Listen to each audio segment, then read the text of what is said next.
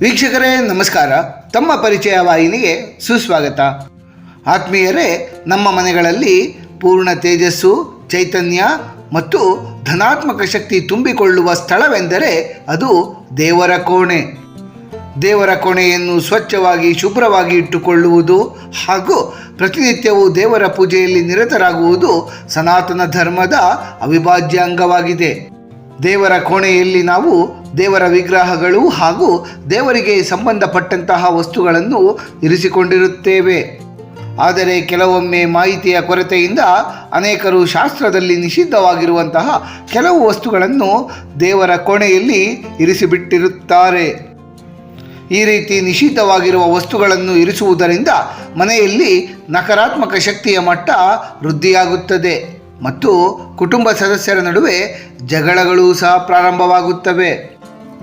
ನಮ್ಮೆಲ್ಲರ ಮನೆಗಳಲ್ಲಿರುವ ಪೂಜಾ ಕೋಣೆಯಲ್ಲಿ ಯಾವೆಲ್ಲ ವಸ್ತುಗಳನ್ನು ಇಟ್ಟುಕೊಳ್ಳಬಾರದು ಎಂಬುದರ ಕುರಿತಾಗಿ ಸಮಗ್ರ ಮಾಹಿತಿಯನ್ನು ನಮ್ಮ ಈ ಸಂಚಿಕೆಯ ಮೂಲಕ ನಾವಿಂದು ತಿಳಿದುಕೊಳ್ಳೋಣ. ಪೂಜಾ ಕೋಣೆಯಲ್ಲಿ ಇಡಬಾರದಂತಹ ವಸ್ತುಗಳು: ಒಣಗಿದ ಪುಷ್ಪಗಳು. ದೇವರ ಪೂಜೆಯಲ್ಲಿ ಪುಷ್ಪಗಳು ಅತ್ಯವಶ್ಯಕವಾಗಿರುತ್ತವೆ. ದೇವರ ಪೂಜೆಯಲ್ಲಿ ಪ್ರತಿನಿತ್ಯವೂ ತಾಜಾ ಹೂಗಳನ್ನೇ ಬಳಸಬೇಕು. ಹಿಂದಿನ ದಿನ ದೇವರ ಪೂಜೆಯಲ್ಲಿ ಬಳಸಿದಂತಹ ಪುಷ್ಪಗಳನ್ನು ಮರುದಿನ ಬದಲಿಸಿ ತಾಜಾ ಪುಷ್ಪಗಳನ್ನು ಹಾಕಿ ಪೂಜೆಯನ್ನು ನೆರವೇರಿಸಬೇಕು. ದೇವರ ಪೂಜೆಗೆ ಬಳಸಿದ ಒಣ ಹೂಗಳನ್ನು ಕೆಲವರು ಪೂಜಾಗೃಹದ ಯಾವುದೋ ಒಂದು ಮೂಲೆಯಲ್ಲಿ ಇಟ್ಟುಕೊಂಡಿರುತ್ತಾರೆ. ವಾಸ್ತು ಪ್ರಕಾರ ಒಣಗಿದ ಹೂಗಳು ನಕಾರಾತ್ಮಕ ಶಕ್ತಿಯನ್ನು ಉತ್ತೇಜಿಸುತ್ತವೆ. ಒಣಗಿದ ಹೂಗಳು ದೇವರ ಕೋಣೆ ಅಥವಾ ದೇವರ ಮುಡಿಯಲ್ಲಿರುವುದು ಎರಡೂ ಸಹ ಅಶುಭವೆನಿಸಿಕೊಳ್ಳುತ್ತವೆ. ಒಣಗಿದ ಪುಷ್ಪಗಳು ಪೂಜಾಗೃಹದ ಪಾವಿತ್ರ್ಯತೆಯನ್ನು ಹಾಳು ಮಾಡುವುದಲ್ಲದೆ ಬಡತನಕ್ಕೆ ಆಹ್ವಾನವನ್ನು ನೀಡುತ್ತದೆ. ಒಣಗಿದ ಹೂಗಳನ್ನು ತೆಗೆದ ತಕ್ಷಣವೇ ಮನೆಯ ಹಿತ್ತಲಿನಲ್ಲಿರುವಂತಹ ಗಿಡದ ಬುಡಕ್ಕೆ ಹಾಕುವುದು ಉತ್ತಮ.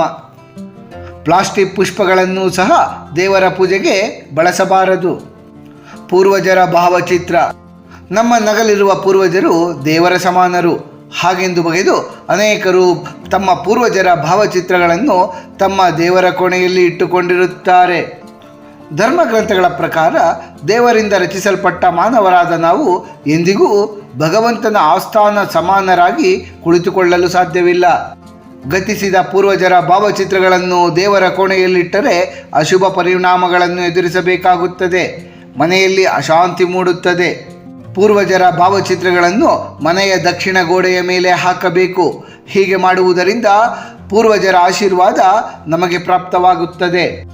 ಮುರಿದ ಅಥವಾ ಭಗ್ನಗೊಂಡ ದೇವರ ಮೂರ್ತಿಗಳು. ಶಾಸ್ತ್ರಗಳ ಪ್ರಕಾರ ಮುರಿದ ಮತ್ತು ಭಗ್ನಗೊಂಡ ದೇವರ ವಿಗ್ರಹಗಳಿಗೆ ಪೂಜೆ ಸಲ್ಲಿಸುವುದು ನಿಷಿದ್ಧವಾಗಿದೆ. ಮುರಿದ ದೇವರ ವಿಗ್ರಹಗಳು ಮನೆಯ ದೇವರ ಕೋಣೆಯಲ್ಲಿದ್ದರೆ ಮನೆಗೆ ಕೆಡುಕಾಗುವ ಸಾಧ್ಯತೆ ಇರುತ್ತದೆ ಹಾಗೂ ಮುರಿದ ದೇವರ ವಿಗ್ರಹಗಳು ಅಥವಾ ದೇವರ ಚಿತ್ರಪಟಗಳು ಮನೆಗೆ ನಕಾರಾತ್ಮಕತೆಯನ್ನು ಹರಡುತ್ತವೆ. ಒಂದು ವೇಳೆ ದೇವರ ವಿಗ್ರಹಗಳು ಮುರಿದಿದ್ದರೆ ಅಂತಹ ವಿಗ್ರಹಗಳನ್ನು ನದಿ ನೀರಿನಲ್ಲಿ ವಿಸರ್ಜಿಸಬೇಕು. ದೇವರ ಮನೆಯಲ್ಲಿ ಹರಿದ ಧಾರ್ಮಿಕ ಪುಸ್ತಕಗಳನ್ನು ಸಹ ಇರಿಸಬಾರದು. ಒಂದಕ್ಕಿಂತ ಹೆಚ್ಚು ಶಂಖಗಳನ್ನು ಇಡುವುದು. ದೇವರ ಕೋಣೆಯಲ್ಲಿ ಶಂಖವನ್ನಿಡುವುದು ಹಾಗೂ ಪೂಜೆಯ ಸಂದರ್ಭದಲ್ಲಿ ಶಂಖನಾದವನ್ನು ಮೊಳಗಿಸುವುದರಿಂದ ಶ್ರೀ ಲಕ್ಷ್ಮೀದೇವಿಯ ಕೃಪೆಗೆ ಸುಲಭವಾಗಿ ಪಾತ್ರರಾಗಬಹುದು. ಆದರೆ ದೇವರ ಮನೆಯಲ್ಲಿ ಒಂದೇ ಶಂಖವನ್ನು ನಾವು ಇಟ್ಟಿರಬೇಕು. ಶಂಖ ಮಹಾವಿಷ್ಣು ದೇವರ ಪ್ರತೀಕ. ಒಂದಕ್ಕಿಂತ ಹೆಚ್ಚು ಶಂಖವನ್ನು ಅಥವಾ ಒಡೆದು ಹೋದ ಶಂಖವನ್ನು ದೇವರ ಮನೆಯಲ್ಲಿಡುವುದು ಮಂಗಳಕರವಲ್ಲ. ಹಾಗಾಗಿ ಒಂದಕ್ಕಿಂತ ಹೆಚ್ಚು ಶಂಖಗಳಿದ್ದಲ್ಲಿ ಅವುಗಳಲ್ಲಿ ಒಂದನ್ನು ಇಟ್ಟುಕೊಂಡು ಮತ್ತೊಂದನ್ನು ಪವಿತ್ರ ನದಿಗೆ ಹಾಕಬೇಕು. ಬೆಂಕಿ ಕಡ್ಡಿ, ಅಗರಬತ್ತಿಗಳ ಸುಟ್ಟ ಬೂದಿ. ಪೂಜೆಯ ಸಮಯದಲ್ಲಿ ಧೂಪ, ದೀಪ, ಆರತಿಯನ್ನು ಬೆಳಗುವಂತಹ ಪರಿಪಾಠ ಅನಾದಿ ಕಾಲದಿಂದಲೂ ಬಂದಿದೆ. ಪೂಜೆಯಲ್ಲಿ ಇವುಗಳನ್ನು ಬಳಸುವುದರಿಂದ ಮನೆಯಲ್ಲಿ ಸಕಾರಾತ್ಮಕತೆ ಹರಡುತ್ತದೆ. ಇವುಗಳನ್ನು ಬೆಳಗಿದ ನಂತರ ಬೆಂಕಿ ಕಡ್ಡಿಗಳನ್ನು ದೇವರ ಕೋಣೆಯಲ್ಲಿ ಮರೆತು ಬಿಟ್ಟಿರಬಾರದು. ಇನ್ನೂ ಕೆಲವರು ಅಗರಬತ್ತಿಯ ಸುಟ್ಟ ಬೂದಿಯನ್ನು ಸಹ ಪ್ರತಿನಿತ್ಯ ತೆಗೆದು ಶುಭ್ರಗೊಳಿಸುವುದಿಲ್ಲ. ಹೀಗೆ ಮಾಡುವುದರಿಂದ ನಮಗೆ ಪೂಜೆಯ ಫಲವೇ ದೊರೆಯುವುದಿಲ್ಲ. ದೇವರ ಮನೆಯಲ್ಲಿ ಎಂದಿಗೂ ಬೆಂಕಿ ಕಡ್ಡಿಗಳನ್ನು ಇಡಲೇಬಾರದು. ಅಗರಬತ್ತಿಯ ಬೂದಿಯನ್ನು ಸಹ ಪ್ರತಿನಿತ್ಯ ಶುಚಿಗೊಳಿಸಬೇಕು. ಒಂದೇ ದೇವರ 2 ವಿಗ್ರಹಗಳು ಅಥವಾ ಚಿತ್ರಗಳನ್ನು ಇರಿಸಬಾರದು. ಪೂಜಾ ಕೋಣೆಯಲ್ಲಿ ಒಂದಕ್ಕಿಂತ ಹೆಚ್ಚು ಯಾವುದೇ ದೇವಾನುದೇವತೆಗಳ ವಿಗ್ರಹಗಳನ್ನು ಇರಿಸಿರಬಾರದು. ಒಂದಕ್ಕಿಂತ ಹೆಚ್ಚು ಒಂದೇ ದೇವರ ವಿಗ್ರಹ ಮನೆಯಲ್ಲಿದ್ದರೆ ಮನೆಯಲ್ಲಿ ಅಶಾಂತಿ ಮೂಡುತ್ತದೆ. ಒಂದು ದೇವರ ಹೊಸ ವಿಗ್ರಹ ಅಥವಾ ಚಿತ್ರವನ್ನು ತಂದು ಪೂಜಾಗೃಹದಲ್ಲಿ ಸ್ಥಾಪಿಸಿದ ತಕ್ಷಣ ಅದೇ ದೇವರ ಹಳೆಯ ವಿಗ್ರಹ ಅಥವಾ ಭಿತ್ತಿ ಚಿತ್ರವನ್ನು ನದಿಯಲ್ಲಿ ತೇಲಿಬಿಡಬೇಕು. ಶಿವಲಿಂಗಕ್ಕೆ ಸಂಬಂಧಿಸಿದ ನಿಯಮಗಳು. ದೇವರ ಕೋಣೆಯಲ್ಲಿ ಯಾವ ರೀತಿಯ ಶಿವಲಿಂಗವನ್ನು ಸ್ಥಾಪಿಸಬೇಕು ಎಂಬ ಬಗ್ಗೆ ಶಾಸ್ತ್ರಗಳಲ್ಲಿ ವಿಶೇಷ ನಿಯಮಾವಳಿಗಳನ್ನು ಉಲ್ಲೇಖಿಸಲಾಗಿದೆ. ದೇವರ ಕೋಣೆಯಲ್ಲಿ ಶಿವಲಿಂಗವನ್ನು ಸ್ಥಾಪಿಸಲು ಬಯಸಿದರೆ ಅದು ಹೆಬ್ಬೆರಳು ಗಾತ್ರಕ್ಕಿಂತ ದೊಡ್ಡದಿರಬಾರದು. ಮನೆಯಲ್ಲಿ ಶಿವಲಿಂಗವಿದ್ದರೆ ಅದಕ್ಕೆ ಪ್ರತಿನಿತ್ಯವೂ ಜಲಾಭಿಷೇಕವನ್ನು ಮಾಡಬೇಕು. ಚಿಕ್ಕ ಶಿವಲಿಂಗವಿದ್ದರೆ ಅಭಿಷೇಕಗಳನ್ನು ಮಾಡಲು ಸುಲಭವಾಗುತ್ತದೆ. ಉಗ್ರ ವಿಗ್ರಹ. ದೇವರ ಕೋಣೆಯಲ್ಲಿ ಯಾವಾಗಲೂ ಶಾಂತರೂಪಿ ಹಾಗೂ ಹಸನ್ಮುಖಿ ದೇವರ ವಿಗ್ರಹಗಳನ್ನು ಹಾಗೂ ಚಿತ್ರಪಟಗಳನ್ನು ಮಾತ್ರ ಸ್ಥಾಪಿಸಿರಬೇಕು. ಶನೀಶ್ವರರು, ಕಾಳಿಮಾತೆ, ರಾಹುಕೇತು, ಭೈರವರ ಮೂರ್ತಿಗಳನ್ನು ಪೂಜಾಗೃಹದಲ್ಲಿ ಇರಿಸಿರಬಾರದು. ದೇವರ ವಿಗ್ರಹಗಳು ರೌದ್ರ ಭಂಗಿಯಲ್ಲಿದ್ದರೆ ಮನೆಯಲ್ಲಿ ನೆಮ್ಮದಿ ಇರುವುದಿಲ್ಲ. ನಗುಮೊಗದ ದೇವರ ಮೂರ್ತಿ ಅಥವಾ ಚಿತ್ರಪಟಗಳು ದೇವರ ಕೋಣೆಯಲ್ಲಿದ್ದರೆ ಮಾತ್ರ ಮನೆಯಲ್ಲಿ ಧನಾತ್ಮಕ ಶಕ್ತಿ ತುಂಬಿಕೊಳ್ಳುತ್ತದೆ. ಶ್ರೀ ಲಕ್ಷ್ಮೀ ಮತ್ತು ಗಣಪತಿ ದೇವರ ಕುರಿತಾದಂತಹ ನಿಯಮಗಳು. ದೇವರ ಮನೆಯಲ್ಲಿ ಕುಳಿತಿರುವ ಭಂಗಿಯ ಗಣಪತಿಯ ವಿಗ್ರಹ ಅಥವಾ ಚಿತ್ರಪಟವನ್ನು ಮಾತ್ರ ಸ್ಥಾಪಿಸಬೇಕು. ಕುಳಿತಿರುವ ಗಣಪತಿಯ ಮೂರ್ತಿ ಮನೆಗೆ ಶುಭವನ್ನು ತರುತ್ತದೆ.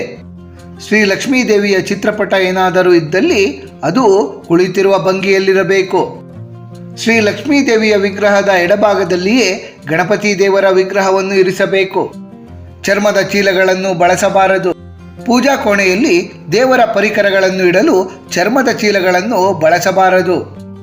ಚರ್ಮದ ಚೀಲಗಳು ಪ್ರಾಣಿಗಳ ಚರ್ಮದಿಂದ ಮಾಡಲ್ಪಟ್ಟಿರುವುದರಿಂದ ಅವು ದೇವರ ಮನೆಯಲ್ಲಿದ್ದರೆ ದೇವರ ಮನೆಯ ಪಾವಿತ್ರತೆಯನ್ನು ಅವು ಹಾಳು ಮಾಡಬಹುದು. ಇದೇ ಕಾರಣಕ್ಕಾಗಿ ದೇವರ ಮನೆಯಲ್ಲಿ ಈ ರೀತಿಯ ಅಶುದ್ಧ ವಸ್ತುಗಳನ್ನು ಇರಿಸುವುದು ನಿಷಿದ್ಧವೆನಿಸಿಕೊಳ್ಳುತ್ತದೆ.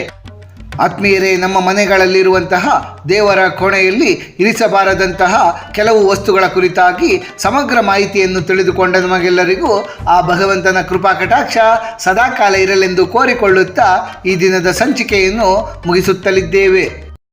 ವೀಕ್ಷಕರೇ, ನಿಮಗೆ ಈ ವಿಡಿಯೋ ಇಷ್ಟವಾಗಿದ್ದಲ್ಲಿ ಲೈಕ್ ಮಾಡಿ, ಶೇರ್ ಮಾಡಿ ಮತ್ತು ಸಬ್ಸ್ಕ್ರೈಬ್ ಮಾಡಿ ಹಾಗೂ ಬೆಲ್ ಬಟನ್ ಒತ್ತುವುದನ್ನು ಮರೆಯಬೇಡಿ.